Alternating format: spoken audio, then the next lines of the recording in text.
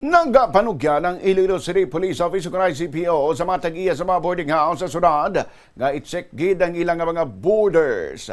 Ini kasunod sa mga insidente nga may duwa ka mga borders sa syudad sang Iloilo nga nasapuan nga wala na sang kabuhi sa ila mga kwarto sa ila boarding house. Isa diri ang residente sang Dumaraw Capiz nga nasapuan patay sa haro sang Pebrero 18.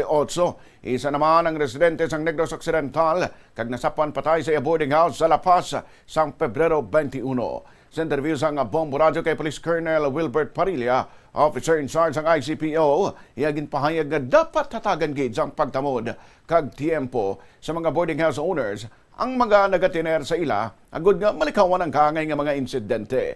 Nagapanugyan man si Parilla sa mga tenants nga kung mayara sila sang malay nga ginabatsag, mas maayo nga magpalantaw ang mga ini sa doktor, ilabi na kung malayo sila sa ilang mga pamilya.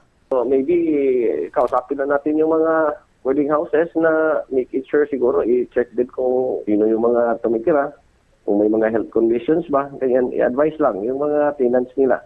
If there are any health conditions na maaaring magresulta sa mga ganyang bagay, siguro they have to check on their health. Alam naman natin individually, no? Kung mayroon silang pakiramdam na masama, then they have to seek for medical attention or intervention para ma-check yung physical health nila.